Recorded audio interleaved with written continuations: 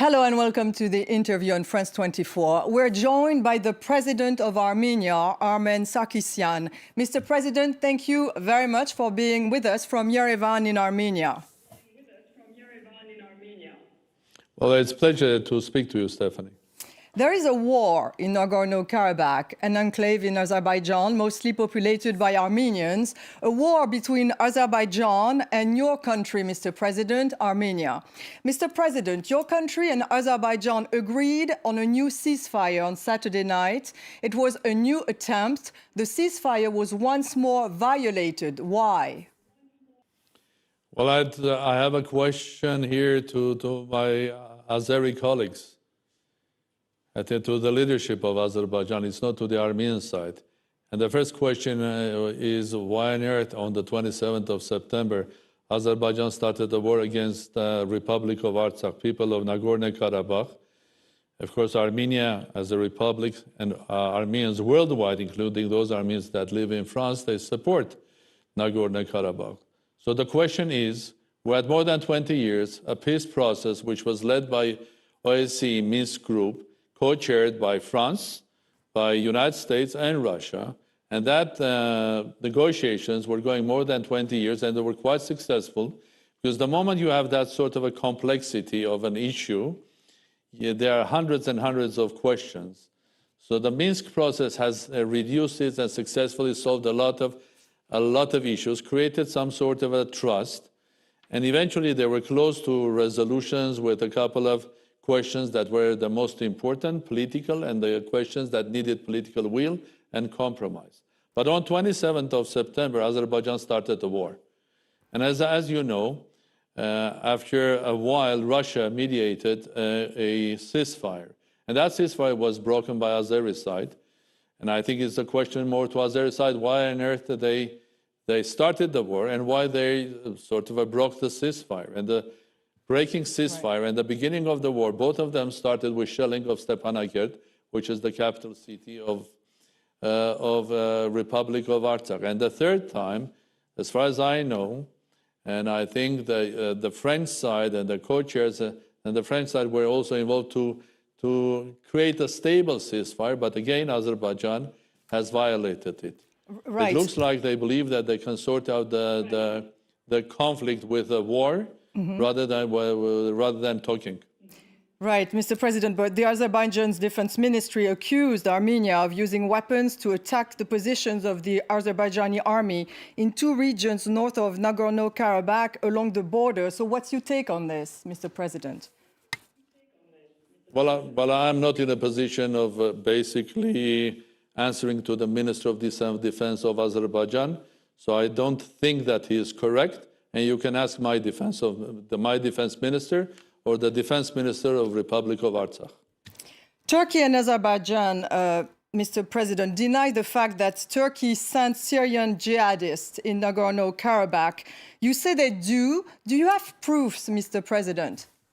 Well, you know what? They are this asking a president of Republic to come with a proof. First of all, I don't think is the right thing. Number one. Number two. The proof is there. The fighters are there, and they are not only in Nagorno-Karabakh. These fighters were in Syria. These fighters were in Libya. Now that same Turkish agency, I brought them to Azerbaijan, and the proof is there. The difference between now and the first war, which was early 90s, there were some jihadist fighters there from Afghanistan and elsewhere, but these were individuals. Now, this time, it's these Islamic fighters or terrorists, they are terrorist groups, forbidden by many countries, including France.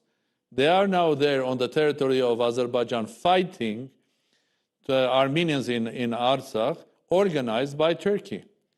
And I don't need even to bring a proof, because several agencies, several states, and intelligence intelligence units or departments of specific states, including the Russian Federation, the head of foreign intelligence has confirmed that. And there are videos, photos, recordings, audios, and so on and so forth. It's not about proving or not proving. When they start speaking, the Azeri or indeed the Turkish side about proofs, it reminds me another proof that Turks like to speak about Is there a proof that 1.5 million Armenians were killed 105 years ago in a genocide of Armenians? Well, I'm sorry. When 1.5 million people were slaughtered and a genocide happened, speaking about now about the proof from every and each family to bring the proof that they were there and they were killed at this or that time, it's not what we have to think about. What we have to think about is not about the proof, because they are there, it's about the Turkish involvement and basically Turkey fighting alongside with Azerbaijan against Armenians in Nagorno-Karabakh. And that's a fact. The F-16s, the Turkish drones, they are actively involved in military and non-military activities because they are bombing civilians there. So what sort of a proof do it's the question itself is misleading from the main, most important issue, which is why on earth this war is going on, and why on earth the Azeri side is not stopping, why the international community is asking for a ceasefire and asking to go everybody back to negotiating table. Right. And when the international community is also putting pressure on Turkey to get out from this conflict. Right. Mr. President, Russia actually signed a security pact with your country, but also has ties with Azerbaijan. Do you speak with Vladimir Putin? What do you expect from Russia? Well, first of all, you're absolutely right. Russia has a political military pact with Armenia, and we have signed with them not for this or that reason, because Russia is an ally and was an ally of Armenia for many, many years. Russia has proven historically that Armenia and Russia relations are one of the most important for two nations. We trust each other. That's true. Number two, Russia also has good relations with Azerbaijan as well. From that point of view, and because Russia is not directly involved in this conflict, unlike Turkey, Russia can become an impartial mediator between the sides. So this is what Russia indeed is trying to do. And with the announcement and the political decision made by President Putin, Foreign Minister Lavrov brought together with him the two foreign ministers of Armenia and Azerbaijan. They negotiated for more than 11 hours and they signed a ceasefire agreement. Well, the next day, Azeri side just ignored it. That is showing again that interests of Azerbaijan, in this case, probably more the interests of the Turkish side, are not in harmony stopping the war, are not in harmony stopping shellings of civilians, are not in harmony of going back to negotiations and solving the issue with a peaceful mean. Most probably, Turkey has completely other plans, ideas, and that's why Turkish presence, the presence of Turkish component there, is not allowing Azerbaijan to go on with a ceasefire. Should there be a Russian military intervention in the conflict, according to you, Mr. President? Well, not at all. First of all, Armenians in Nagorno-Karabakh have proven, even in the 3-year war in the early 90s, that they can defend their country. Secondly, what I am preaching here is not about involving Russia and then tomorrow Iran and then the third party and making Armenia and Azerbaijan and Caucasus another Syria. What I'm telling here is that instead of talking about involving Russia, we have to talk about excluding Turkey, which has completely destructive role here. It is destabilizing the whole issue. It has added a new dimension to this, which doesn't have anything to do with the inspirations of people of Nagorno-Karabakh or Republic of Artsakh live in their homeland freely to basically have their religion that they just became Armenian Christians in the year 301. There was no Azerbaijan, no Turkey there. To continue protecting their land, their family, while Turkey has different approach and different ideas. And these ideas are not only related to Nagorno-Karabakh.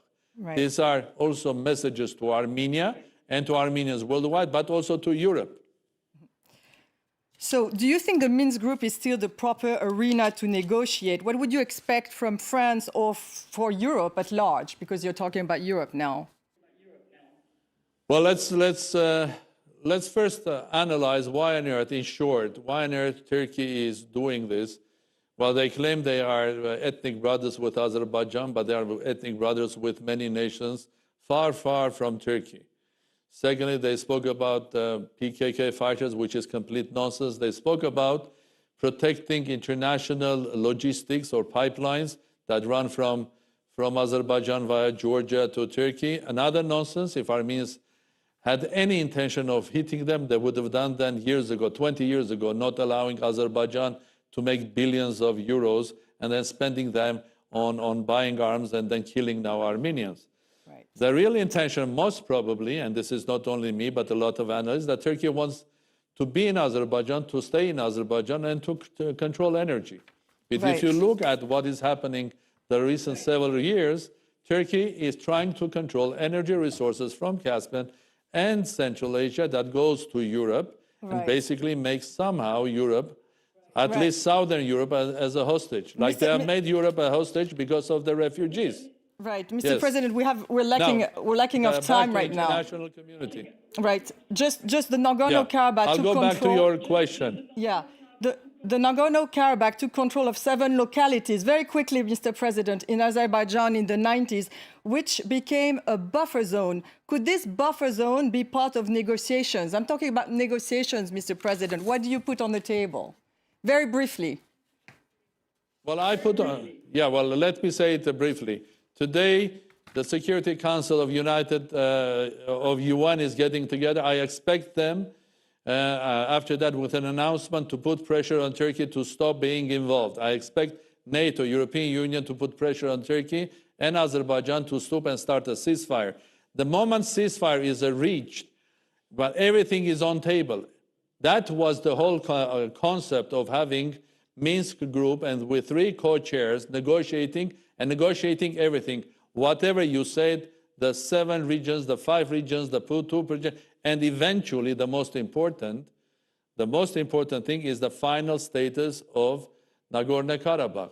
So everything is on table for negotiations, but there is one simple thing, one simple step one has to do. Right, well, thank you. you. Stop the war, go to the table of negotiations. Thank you very much, Mr. President, and thank you for watching. Stay tuned on France 24. More news are coming up.